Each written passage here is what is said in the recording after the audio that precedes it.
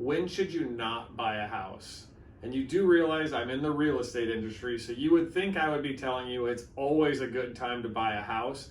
And this chart behind me does kind of say it's always a good time to buy a house, because you've got 111 years here, and the chart moves from lower left to upper right, which means they're always going up in value. So you would think it would always be a good time to buy a house.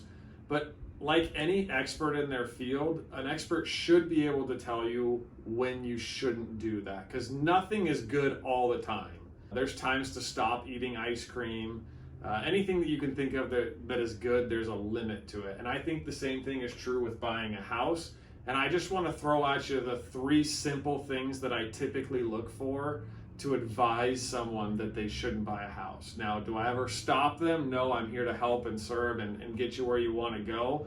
But these would be places where I would advise you that maybe you should step back, and buying a house might not be the right thing. So the first thing that I hear is if you don't plan to keep the house for at least 3 years, and I really like to hear 5 years, then buying a house probably isn't the right thing.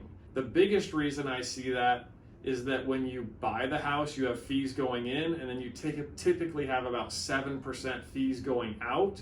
So you really need that house to increase in value in your short 3 years to make it make sense. So renting at that point would make a lot more sense. Now, if you plan to live there and you want to keep it and rent it, you could live there 1 year, 2 year, less than that.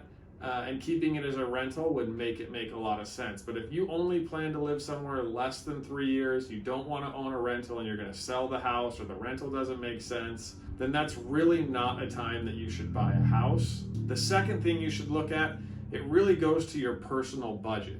You should have a written budget, and if you can't plug in the monthly payment for the house, then you shouldn't be buying that house. Or you can't plug in that and still end up positive. If you plug it in and it's negative, that's probably not the time to buy a house for you. And there's also some tricks that have been done over the years to make it work. So if you go back to 2005, 2006, they were doing more interest-only loans, more negative amortization loans that made that payment smaller for a short period of time, and then it adjusted up.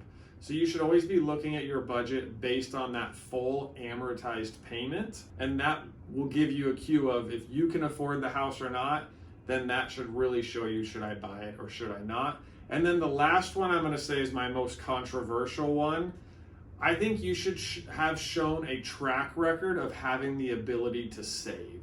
Part of ownership means that things come up that are unexpected, so you need to have some money ready for a broken air conditioning, for things to break. And so having a track record of savings enables you to really own that house and make it through those hard times. So that's why loans that we do, they have down payments. So you got FHA 3.5%.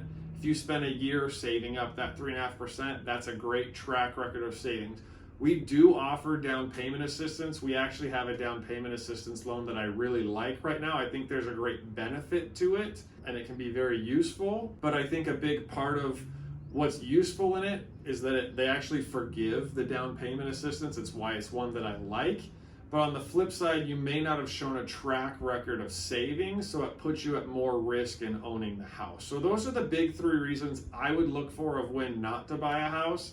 Obviously, looking at my chart, most people would just kind of target, well, don't buy where the chart tops out. So you got a big drop right here. Don't buy before any drops. So the hard part is knowing when the drops are going to come. And I actually think, funny enough, the biggest drop, 2007, all 3 of my rules would have been helpful through that time, although it would have been very difficult.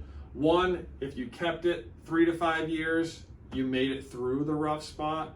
2, you would have noticed that a lot of people at that time were doing special loans to keep the payment lower because they couldn't afford the full payment. And 3, there was a lot of no down payment, 100% financing, those kind of things. So these simple rules can help you know if you should buy a house or shouldn't. And if you want to buy a house and you're currently breaking one of the rules, your goal should be to put yourself in a situation where you're not. So increase your income, pay off debt to help that budget portion, or work on budgeting and spending less or making more in order to save more, and then finding stability, a place that you want to live. So those are the three things that you should work on if you want to buy a house and you're not there yet.